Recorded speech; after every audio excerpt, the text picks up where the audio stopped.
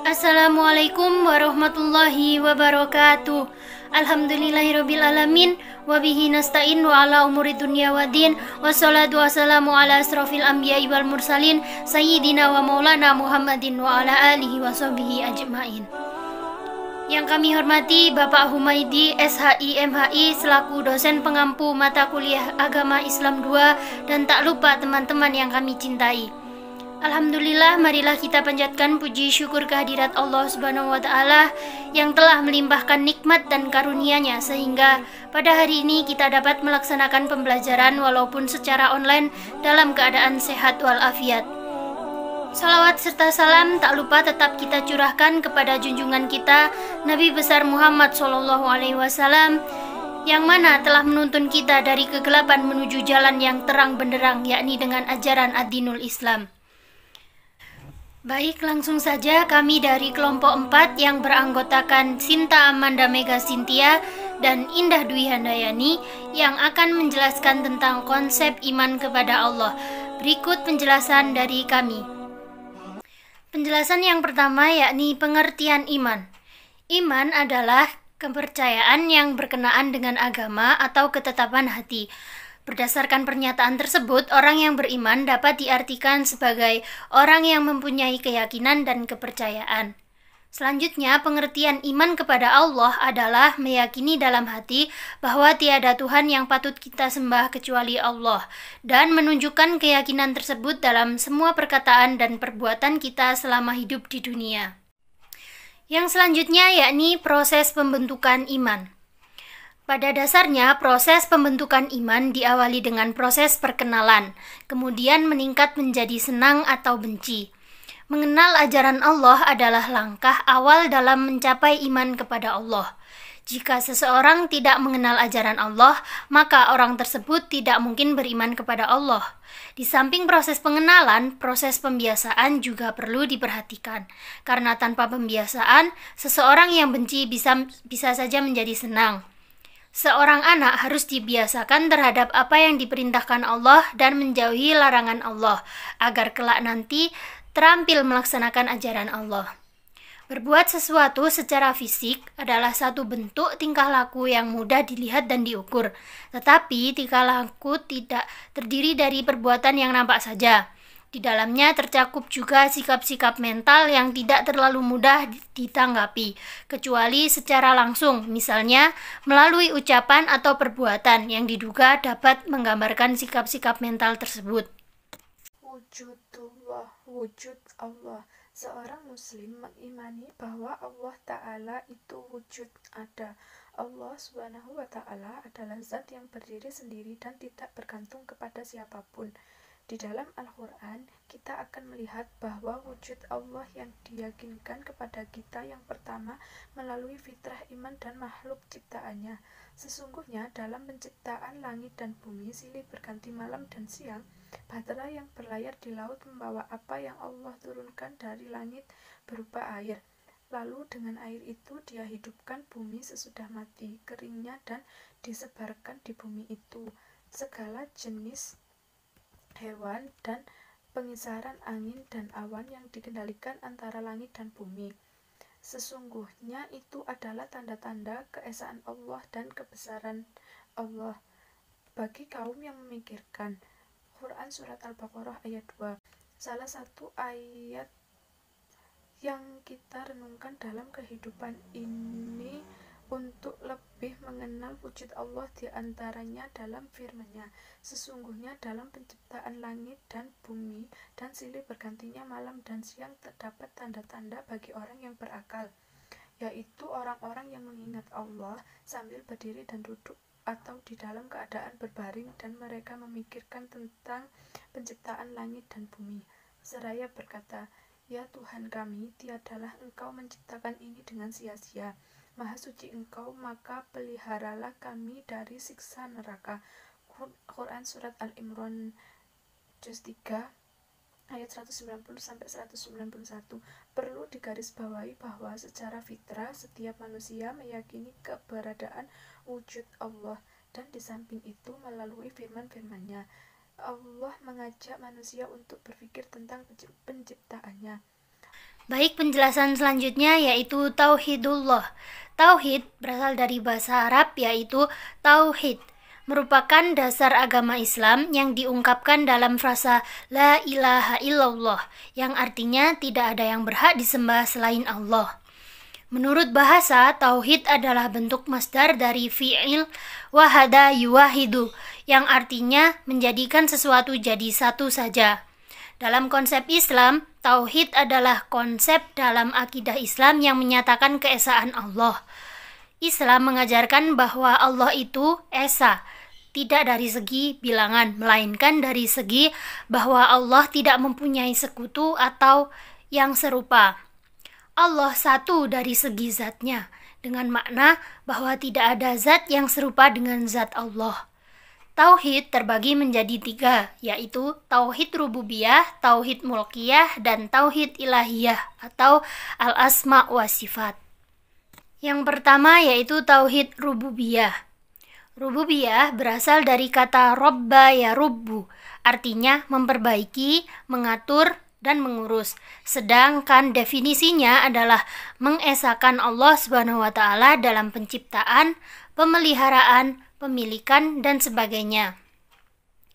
Tauhid rububiyah Allah Subhanahu wa taala menurut fungsinya terbagi atas 3, yakni pertama, khaliqon atau pencipta, 2, roziqon atau pemberi rizki, dan 3, malikan atau pemilik. Tauhid rububiyah sebagai landasan bersyukur, sebab Allah Subhanahu wa taala yang menciptakan, menjamin rezeki, dan yang memiliki kita. Dalam tauhid rububiyah, Allah diakui sebagai satu-satunya Rob yang menguasai, sehingga semua selain Allah adalah hamba atau budak atau yang dikuasai. Allah adalah Rob yang berkuasa dalam penciptaan, pengurusan, dan kerajaan alam semesta. Allah sebagai satu-satunya pencipta dan juga yang memberi rezeki, yang menghidupkan, yang mematikan, serta yang memberi manfaat dan bahaya. Allah yang mengurus segala sesuatu.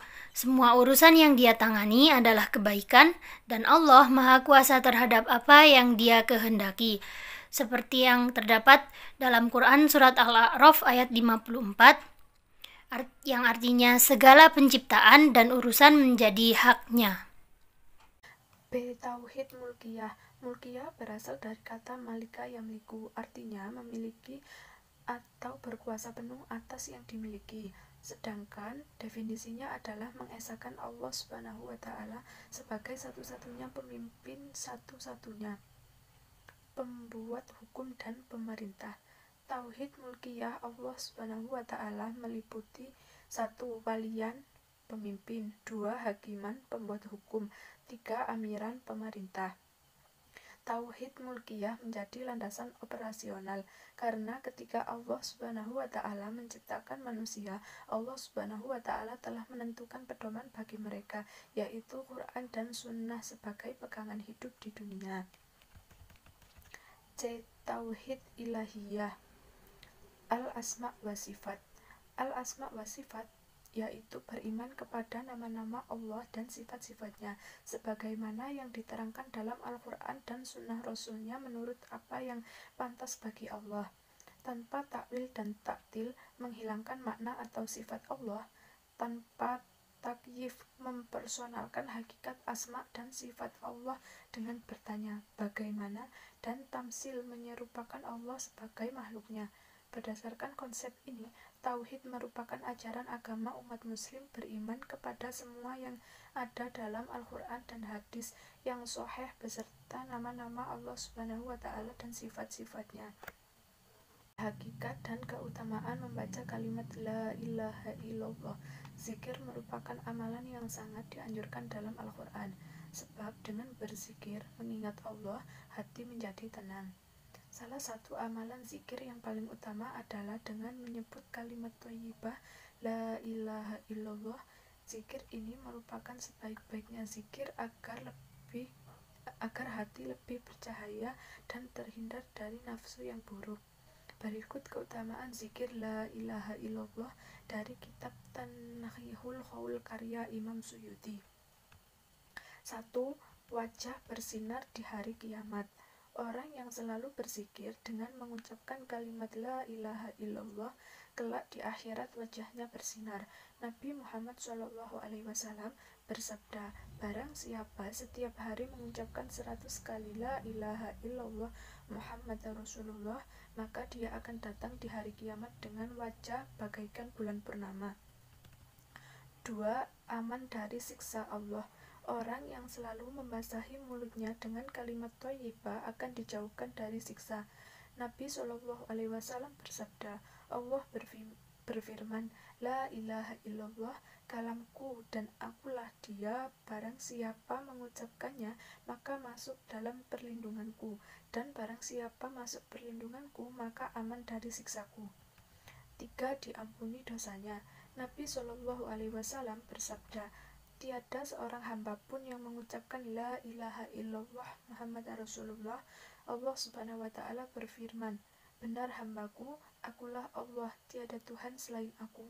Aku persaksikan kepada kalian, wahai malaikat-malaikatku, aku benar-benar telah mengampuni dosa-dosanya yang sudah terlewat dan akan datang.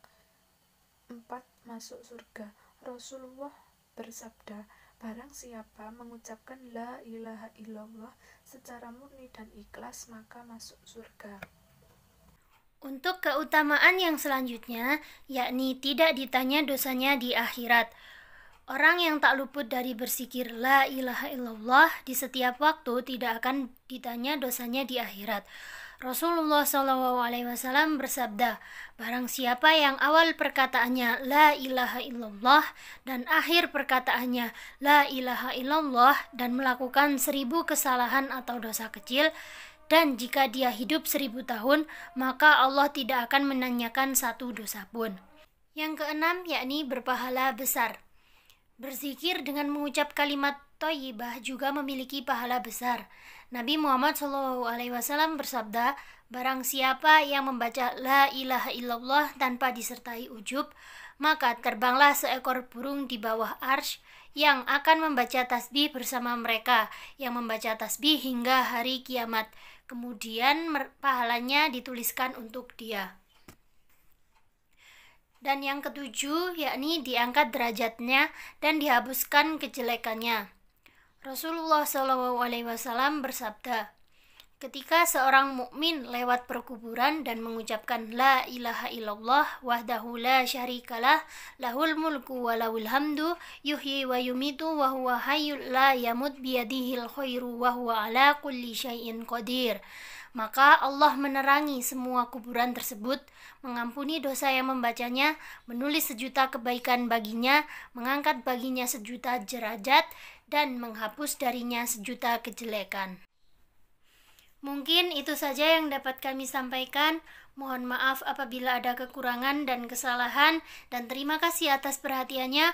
Wabillahi taufiq wal hidayah. Wassalamualaikum warahmatullahi wabarakatuh.